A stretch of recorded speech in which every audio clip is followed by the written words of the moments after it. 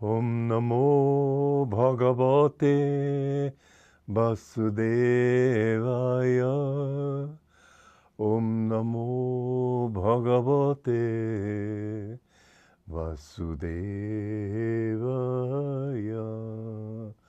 Om, I bow to the Lord Vasudeva.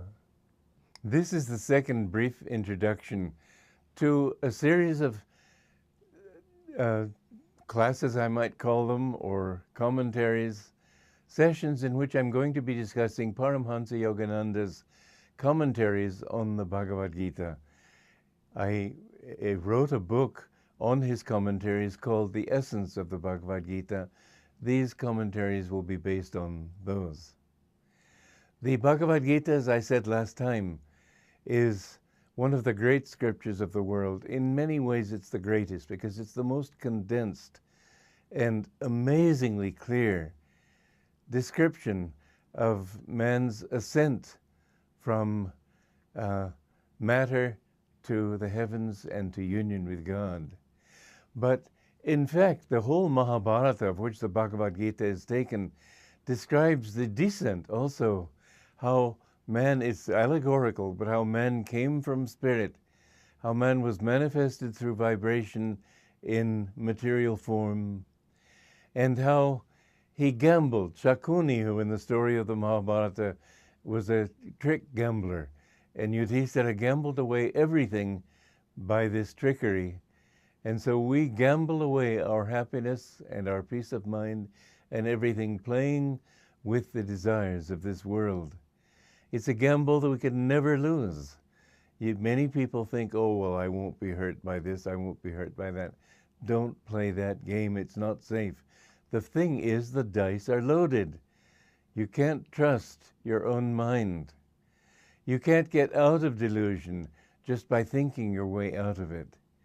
And so the Bhagavad Gita tells you different cues. It's full of secrets for how to get out of delusion and to discover your own highest reality. Now, the greatest tool of all, the greatest influence of all, is the Guru. And the Bhagavad Gita has this conversation, this dialogue between Krishna, who represents God, who in turn represents, or I should say the Guru represents God, and Krishna represents the Guru and God. And Arjuna represents the devotee. In history, Arjuna was a great master himself. But it's interesting how in this story, he presents himself to Krishna just as the humble devotee in need of instruction. And it's a wonderful dialogue. But why do we need a guru is one of the first questions everybody asks. I read an article in the Times of India a few years ago, which said that in this day of widespread literacy, people don't need gurus. They can always go to a bookstore and buy a book on the subject, or go to a library and take a book out. They don't understand that a guru is not somebody who is merely there to give you intellectual teaching. He's not there to answer intellectual questions. In fact, you'll never understand reality by the intellect alone. And this is why the sage Patanjali defines yoga, or union with God, as yogas chitta vritti nirodha, which is to say yoga, or union with God, is the neutralization of the little eddies or whirlpools of ego, of feeling, I should say. Vritti, chitta is the word for feeling. There are four aspects of mind.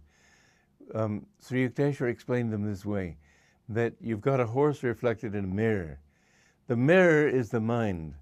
This is why in the Mahabharata, and you find it described here in the very first stanza of the Bhagavad Gita, blind Dhritarashtra.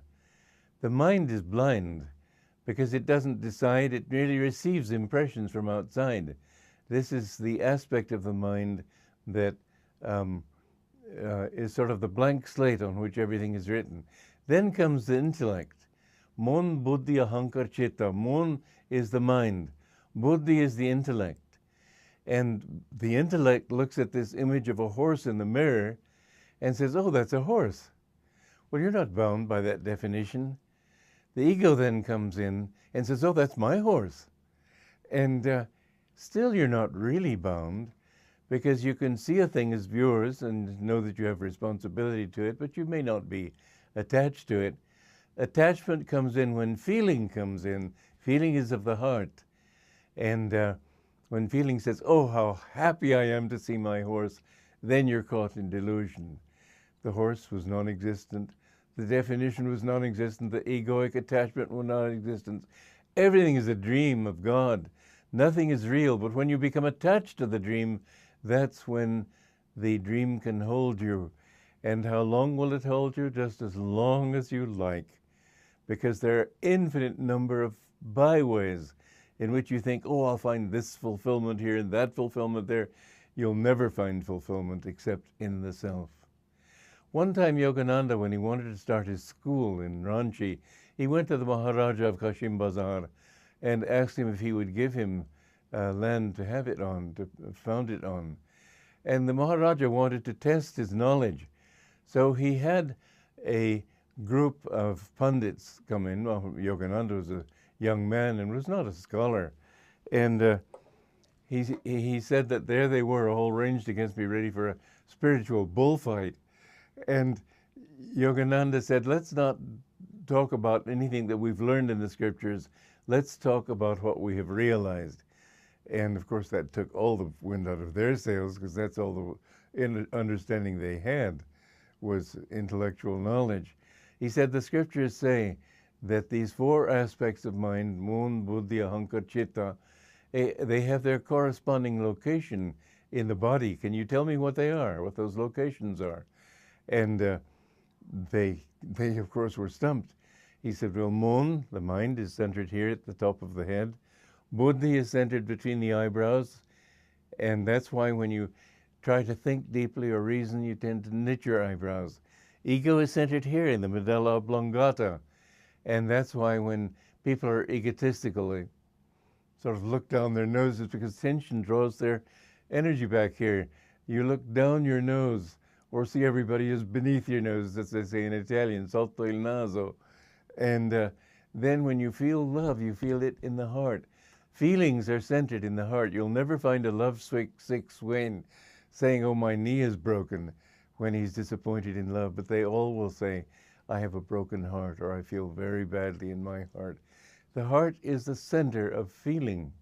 Now, without feeling, you don't have anything. Everything in modern civilization emphasizes intellect. You don't understand things until you've understood them by your own experience, which begins in the heart. So the Bhagavad Gita, above all, stresses the heart.